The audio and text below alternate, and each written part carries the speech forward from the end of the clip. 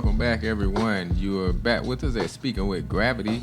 We got another great episode prepared for you all. Well, I guess we'll go through and introduce ourselves. Everybody knows us, but we'll go down the line again. I'm your host, Joshua. Hello, everybody. Welcome back to Speaking with Gravity. I am Hannah Williams. I'm Curvin. I did better this time. I think so. You did a lot better than compared to last episode. A little rough. 2 weeks makes a difference. All right. I'm just going to put it out there. Okay.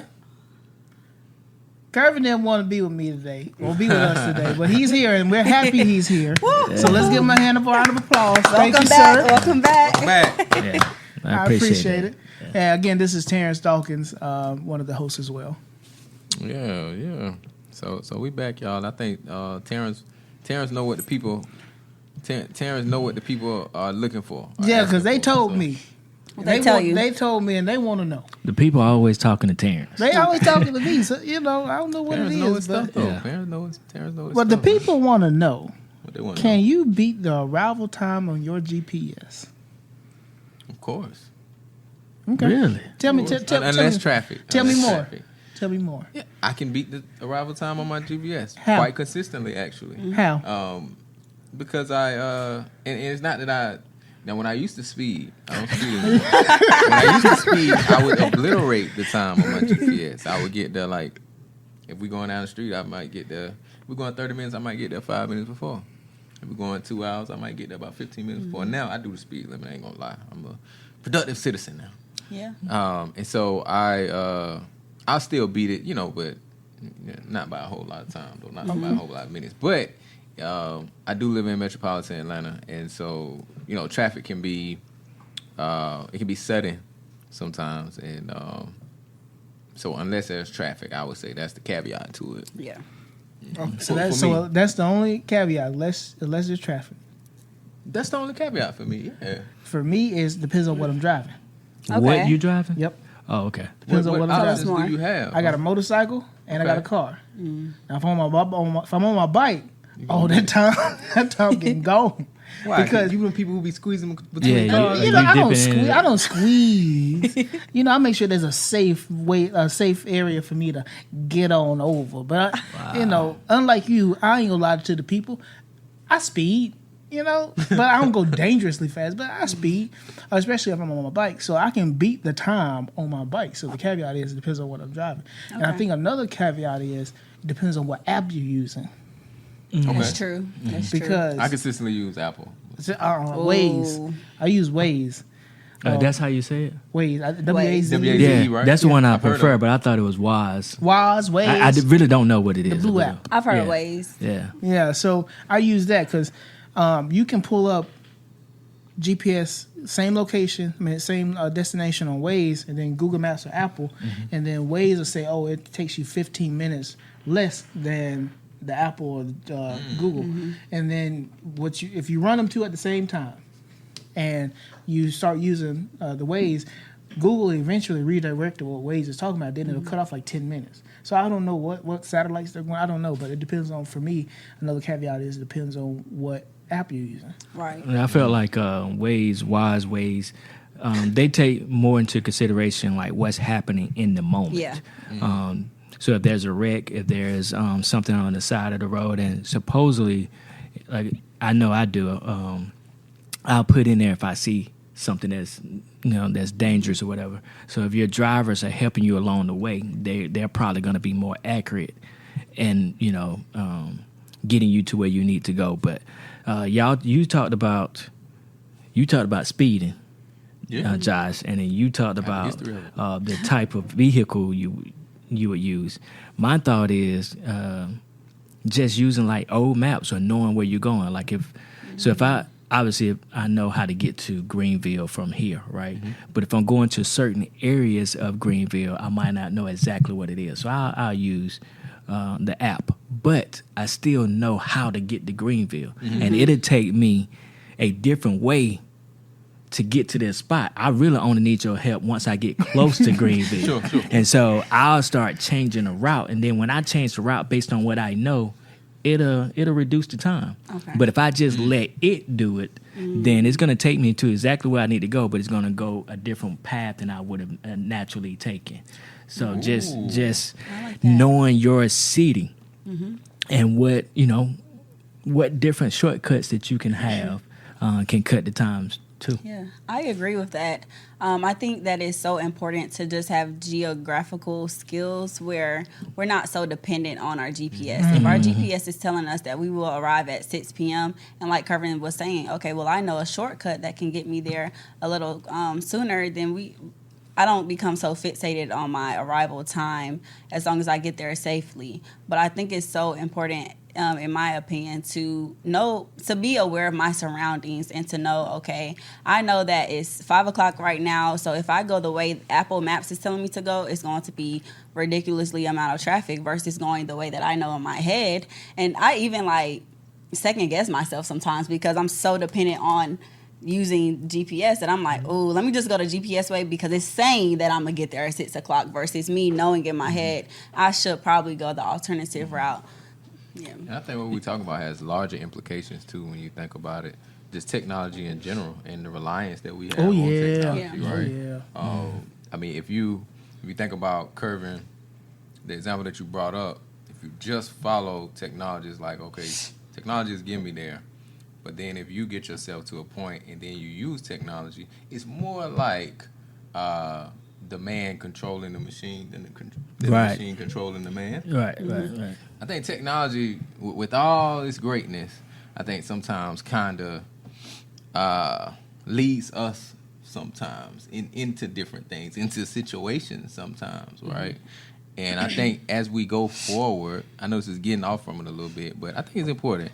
I think as we go forward and advance, and technology advances more and more, I think that we have to focus on the best ways to use technology, right? Or, it can end up being a situation where it's like we're just so dependent on technology, and technology is really leading the way. Right. It's in the driver's seat instead of the man or the woman behind. Our brains. And not forgetting where we come from. We have a tendency to do that. And I know I did that to my parents and the generation before me, but like my father-in-law, when I first met him, man, he had maps, like several maps. Mind you, this young man, he's not really young, but he's been cross country several times. That's why he had the maps.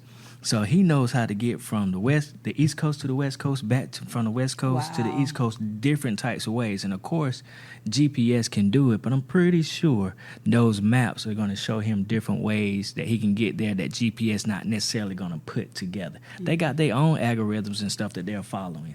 But not forgetting how we originally, what we came from and how we originally started doing things, that can help us control, to your point, control the app or control technology instead of technology controlling us. And this reminds me of an analogy. It seems like, to relate to our previous episode about college students, like if you as a student don't know how to write a paper, then how will you have the essence to know how to type it? I feel like the foundational skill is to know the traditional way of how to write it by hand, and then you use technology, your laptop or your computer, to make life convenient, and you type your paper. And then in this situation, talking about the GPS, I value knowing how to read a map, and I know a lot of people in my generation don't, or I won't say my generation, but a lot of people around my age group don't know how to read maps and can't get from point A to point B, but that's just how I was raised, in a very traditional way, to be aware of your surroundings. However, once I know how to use a traditional map, I don't mind relying on technology or GPS to make my life more convenient and to get me there maybe a little quicker, maybe not. Get the foundation. Yeah. The foundation yourself. I had a conversation with my uncle because he wanted to go pick up the dog. Or well, he got one too. We got some new dogs, and he was like, "What's the address?" So I sent it to him, and he said, I can't say exactly what he said. But you can say it. It might be entertaining. Yeah, he's like, okay, so we go down I'm just gonna throw out some numbers. We go down 26, and then we get up. We'll go down 221, then hop on 26, then hop on I-85, and I said, just put it in GPS. Boy, I ain't got to use no damn GPS. He had it up here. He was using his brain. Just tell me what. I'm an old school dude. I put this thing in Google, and it tell me the directions, and I got it from there. I don't need to put no GPS. See, that's what's wrong with. He went on to a whole tangent about technology in this generation and how dependent we are on it. Yeah. When the only thing he had to do was now he has a foundation, right? This foundation is I know how to read a map. Mm-hmm. So he'll use the technology to type in the location from where he is to pull up the directions from the map, and now that he sees it, he now knows where he's going. That makes sense. So he had the foundation, used technology to assist in his foundation to get him where he's going. But he lit into me. I ain't gonna lie about that. Then my aunt, she wanted to go pick up some T-shirts. I said, just use your GPS. I don't know how to use no GPS. And in my mind, again, I grew up with using GPS. I'm like, how you don't know? Because that's not what they're used to. Right. Again, she started naming off streets and turns and landmarks. I'm like, where's the landmark? She said, oh, by the Fudd Workers. Yes, if you see the Fudd Workers, you're going in the right direction. Got a Fudd Worker? Yeah, we got Fudd Workers in Spartanburg. So it's me. I do landmarks. I don't do streets. If they start saying streets and highways, and what is it by? Stuff like that. But that's again a generational thing. So, right. I think that's pretty cool. Yeah. So, can I share something with y'all? So, I'm trying to get myself straight, right? So that means you open up those text messages from last episode. That boy is psychic. Okay. That boy is psychic. Okay. What I was about to tell y'all, for our viewers is, I want to set the record straight. Last episode, I had 1,130. I think we can track it down. We can see exactly how many. I had like 1,130 open text messages. Unread. Unread text messages. So I'm trying to set the record straight. I'm trying to do better. Now I only got 1,128. Okay, progress. Between the last 2 weeks. Small steps. So small steps can make gigantic impacts. So I'm trying to do better. So the two that you open up that you really need, should you have been opening them up? Like, was they important? Did you realize that they were important? So much, they were from y'all. So my goodness! I told you he gonna be reading the messages. Oh my goodness! That's funny. I love y'all, though, okay? I'm here, okay? He didn't want to come to be on the episode. He ain't open that text. But it's just us at this point. So I'm setting the record straight. In this episode, that's the title of this episode as well. It's setting the record straight. What are we setting the record straight about? Personality disorders. Yeah. Personality disorders. To give you a little bit on that, so personality disorders can be described as complex mental health conditions. But unfortunately, they are also surrounded by a cloud of myths and misconceptions that can prevent people from seeking help and understanding those who are affected. So, today, we're on a mission to debunk some of these myths and shed light on the truth about personality disorders. Mm-hmm. So we'll be separating fact from fiction is what we'll aim to do, and challenge stigmas and promote empathy about these disorders. I just want to ask you, why do we need to debunk these myths? So when we say debunk myths, that's going to be hard to do in this short amount of time. More so shedding light on it. Mm-hmm. Just try to gain a better understanding. Sometimes mental health can be subjective. Some people refer to it as a pseudoscience. I disagree. There's a rhyme and a reason to it. Mm-hmm. But when you start looking at, like, again, social media, Google, you pull these things up, they just give you a real broad view. Mm-hmm. And a lot of these personality disorders. A lot of the personality disorders, and you just want to take the opportunity in this platform to say, okay, yes, this symptom might be prevalent, but that doesn't mean that they necessarily have OCD. Mm-hmm. For instance, and I don't want to get too ahead of myself, but a lot of times when we talk on OCD, we automatically connect it to somebody being super clean. Like, oh, you got OCD because you're clean. No, that person could be actually very nasty. but they still can't. have They OCD. and still have OCD because they can't break out of. They they have to have a routine that they have to follow, and that routine has nothing to do with whether they're successful in life or whether they're able to go from the beginning of the day to the end of the day. But they have to go through it in order for them to take the next step, whatever that next step is. Yeah, as an example, they could have to what's the knob? The doorknob. They might have to twist the doorknob 10 times before they get out the door. And that's a specific routine that they got to do. It has nothing to do with them cleaning up. Their whole house can be nasty. I think I seen somewhere where a young lady said she ended up having to she couldn't wear certain clothes, and I think this was around the pandemic time. And she couldn't wear certain clothes because everything was dirty.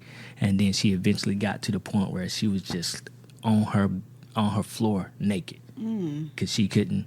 Her OCD was so focused on what she wore and how it affected her. But there again, I don't want to get too far into it, but it's shedding light on that. Like if you just focus on cleaning up, then that's all you're looking. Oh, this person cleaned up a lot, and they like to have certain things in certain places, so they got OCD. No. And that's Yeah. dangerous. I think it's so important to shed light on personality disorders and to debunk some of the misconceptions around personality disorders because I heard Cameron say that, for example, OCD and even other personality disorders can be pretty extreme. So they can be pretty I won't say common. They can be pretty relevant, and you can look at a person and see they may have a personality disorder. So what I'm saying is that they may not be so hidden compared to other mental health disorders such as anxiety or depression. Usually personality disorders, you can, sense if a person has one. You may not know which one it is, but they're more obvious is what I'm trying to say. And so I think it's so important to shed light on personality disorders so that we still value a person for who they are as a human and not look at them and identify them and categorize them as their identity simply belonging to their personality disorder. So if every time the person that comes up that has to shake the doorknob 10 times comes in the building and everybody is looking like, oh, that's that person that they're gonna shake that doorknob 10 times. Look at them. How does that make that person feel as a human versus shedding light on, okay, that's a disorder that they experience, and they may be working on it, they may not be, but how can we still look and value this person as a human outside of their disorder? So we don't know if we don't know necessarily that they have a disorder, but we see them doing stuff like that. What's your thoughts on that? What exactly do you mean? So the reason I asked it because we was talking about when you just mentioned when the person comes in, so they come in the house or come in the restaurant or something, and we at the table and we see them twisting the knob, then we say, let's not judge them because they're disorder. When we don't know that they have a disorder and they're just doing it, then what? Just curious. It can sometimes give us misconceptions that person may be an outcast or weird or different crazy. I was just about crazy. to say, they're Yeah, crazy. it can give a lot of negative connotations towards that person, and whole time they're acting how they're acting because of a disorder. So I feel like if we know. And if a person chooses to disclose that they have a personality disorder, then other people are able to express empathy towards that situation and maybe show support towards that situation. You see the person that want to shake the door not 10 times approaching the door. I might just go ahead and open the door so I can eliminate that obstacle for them, and they can just approach the audience or the crowd and not have to worry about the challenge of even opening the door. For example. Y'all feel like it's okay, to ask people, why do you do that? I don't know about that. I don't know. Okay. Maybe when you get along I don't. If you don't know the person, Don't if ask. If you don't Right. know them, like you used to sit in a restaurant, you see them. Oh no, mess with no, that. yeah. I ain't asking because I don't know you like that. But if I know I have some type of rapport or relationship with this person, I will. This is how I will start it off. I ain't gonna be like, why you do that? Now you just ask the person, why do you do this behavior, which is they could interpret that as the behavior I'm doing, something's wrong with Right. it. So now I would say, hey, I noticed, you turn the knob 10 times, can you tell me like more about it? So it's more of like, I probably wouldn't say those exact words, but I tell them what I've noticed, right? And then inquire for them to share more so I can understand. So I come from a place of understanding rather than just like, why? Yeah. Why is like accusing, like what you're doing is not right. So if you know the person, have good rapport, there's a way you can word it. If you don't know the person, you might want to not ask about it at all. Because some of these personality disorders, you go up to somebody that you don't know and you ask them why, it probably is not going to end well for you or them. Yeah. So you have to think about that. And going back where you said about the Google thing and you give you the generic example, I have a question. And I'm going to go somewhere with it, but I'm going to go like around the corner and then come right back. Anyways, have you ever seen someone actively manic? Yes. Yes, okay. Yes. I have as well. Yeah? Do you know what that is? I think so. Yeah. Okay. But The reason describe it, please. the manic is could be rapid speech, could be impulsive behaviors, and it's associated with bipolar disorder, right? Which is a mental health disorder. Which is a mental health disorder. So I asked that. And I know we talk about personality disorders, but I asked that because I can read or look in the DSM, or I can Google it, and they can tell me, oh, this is what I just kind of described to you, what it looks like. But you don't know exactly what it is until you actually see it happening, like what it actually looks like when somebody is going through it.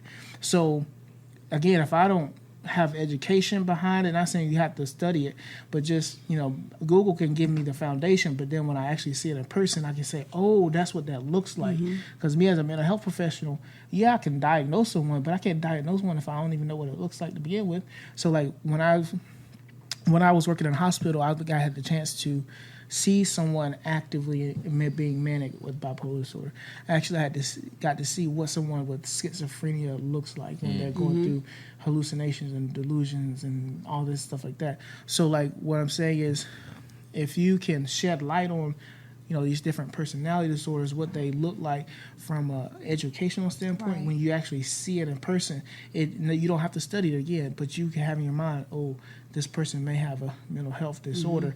Now I can, again, depending on what profession you're in, if I have light on it, now I can react and respond appropriately because I know what this kind of looks like from the light that was shed on it. So. I think people, I tell you, I've pretty much stopped using some of those terms, and I'm going to ask what some of those personality disorders are in just a minute, and so y'all will find out. But I know bipolar isn't one.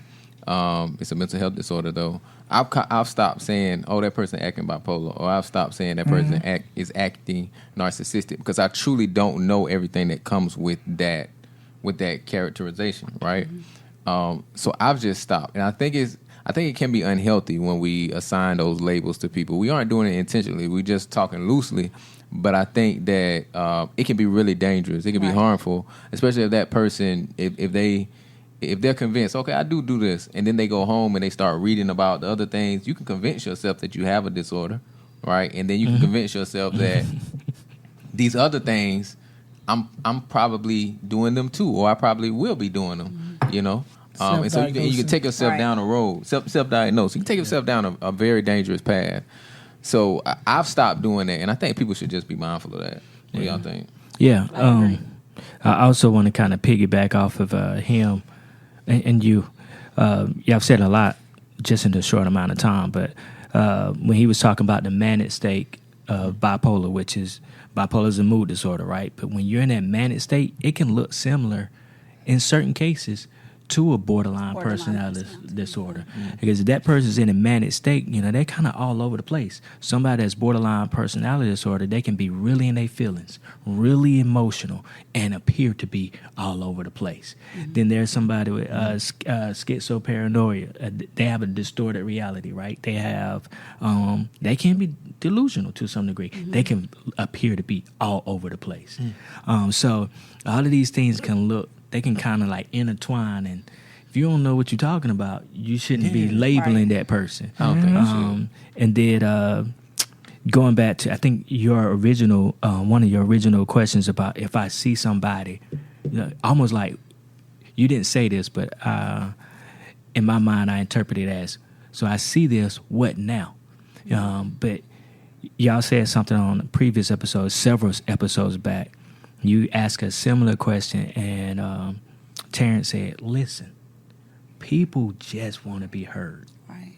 They don't want to be looked at as their label. They don't want to be looked at as OCD. They don't want to be looked at as histrionic. They want to be looked at as whoever they are." And now I'm getting emotional because I'm thinking about Sonya. Yes. Sonya Massey. We know her name now. In that moment, that person's they're not addressing her as Sonya Massey. They're addressing whatever it is that they see. I didn't actually watch the video. I've only heard it and I read about it. I couldn't at this point. I haven't been able to watch it for my own mental health. I just so many times I've seen this over and over again. It's just. But anyway, I digress. Y'all can take that. I'm getting emotional over here. That's okay. I appreciate that you mentioned Sonya Massey because she is the woman that unfortunately was fatally shot by a police officer in Illinois. And after the article came out and after the news came out, it was also revealed that she was diagnosed with a personality disorder of paranoia. And we know that individuals that experience paranoia, they may see individuals or things that are not really there in reality. Like you said earlier, they have distorted reality and they may seem all over the place and not put together.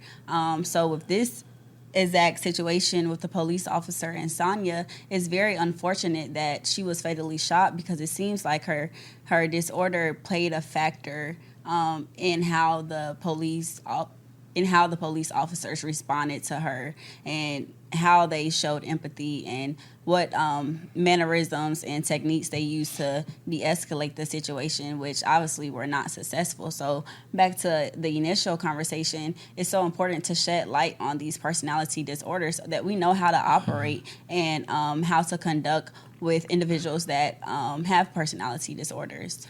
So I got a question. Since we're setting the record straight, can a personality disorder be? Is it all like nature, the nature versus nurture conversation? So is it all hereditary, or can it be? Can you experience something like something traumatic, and then that can lead to you having a personality disorder or being diagnosed with a personality disorder?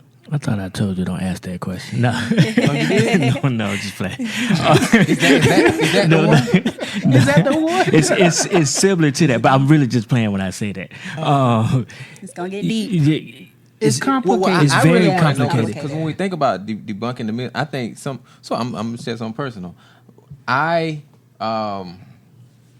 was always kind of wary about doing drugs, because my thought was, I've seen people trip out on drugs, right? I didn't see it happen right there, but I've being in college, I see a person one day, I hear they tripped out on something, and they'd be a little different the next, right?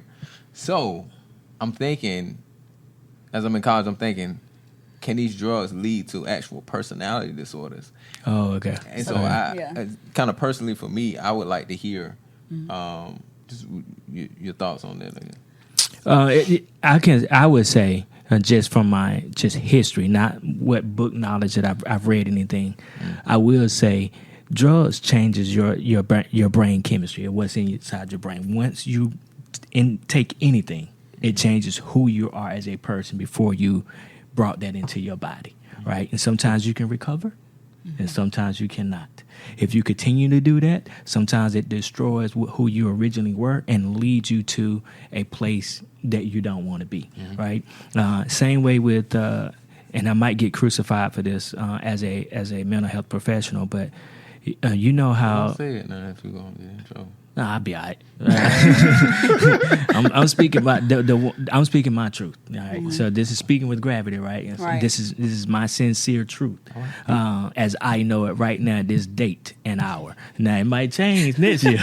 Disclaimer. Yeah, but when you look at alcoholism, if a father is alcoholic, you don't just look at his son and say, okay, he's gonna be an alcoholic.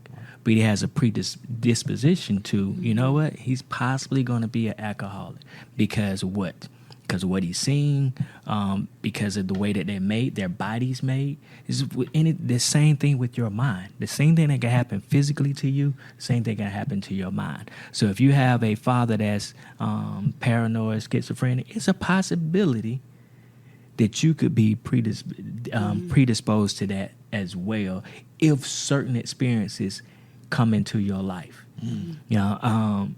We have these people who've been through wars and all of these things that's happened down through the years, and it's affected going to his key intergenerational trauma. Intergenerational trauma. All of these things are affecting this one generation. Well, this new generation is going to experience something similar or different, but the way that their fathers were affected, they could be affected similarly. Right. So I get what you're saying. it's very complex and so hard to talk.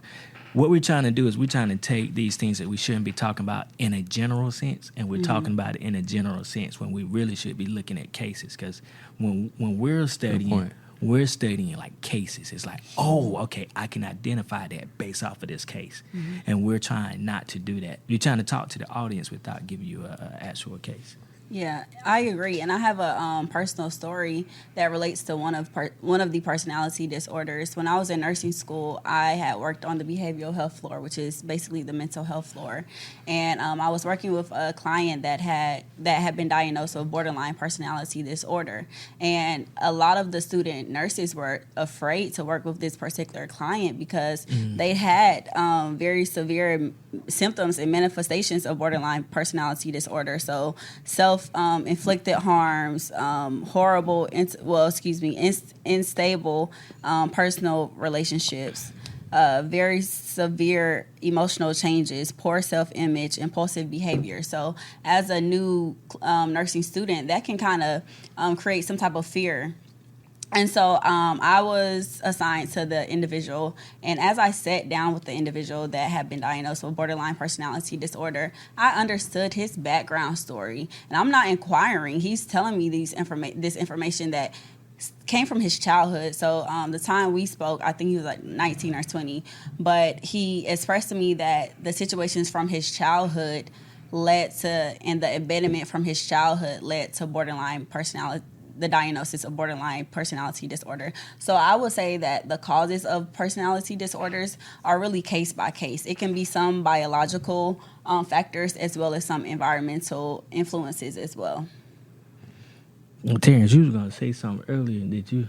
No, I'm all right now because I think when you were talking and saying like, oh, you can have a predisposition for something, it's kind of like a bomb. If the bomb has no fuse, it has no, something that can light it, then it just stays, dormant or whatever. But if something lights that fuse, absolutely, then that fuse can eventually have that bomb blow, right? So environmental things could be that fuse for a predisposition to light that. And again, sometimes it can show up big ways, sometimes it can show up little ways, and then if that environment continues to happen over and over and over again, then maybe that bomb shows up bigger, if it's something like that. So that's an analogy I kind of think about. So. Yeah, and I just want to highlight some other examples or types of personality disorders. We've talked about, we've discussed OCD, we've briefly mentioned narcissistic personality disorder. Another one is antisocial or avoidant personality disorder. And this one, most individuals are diagnosed during childhood compared to other personality disorders where those individuals are usually diagnosed later in life during that later adolescent or young adulthood years. Which one is that? Antisocial or avoidant personality disorder. And what this entails is that these individuals have no regard or respect for authority or social norms. So you may see an individual with antisocial personality disorder, doing things that are completely outside of the norm.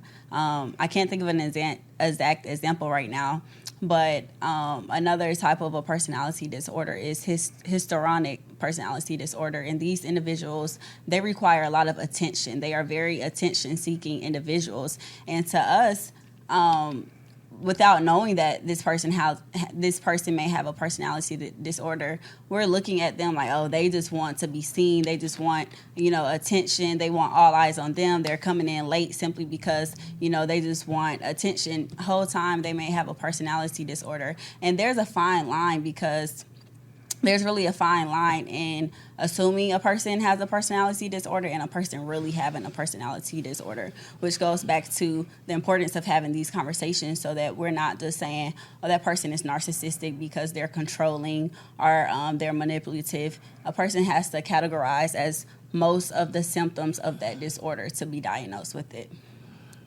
With antisocial personality disorders, and we have, if you look on the screen, we have this book called DSM-5, right? So that means it went through 5 different revisions, right? And throughout those revisions, they take away some things, they put some things in there, and then they change the names of stuff. So antisocial personality disorder wasn't called that in 1970 or in the 70s. I think it was sociopath or something to that extent.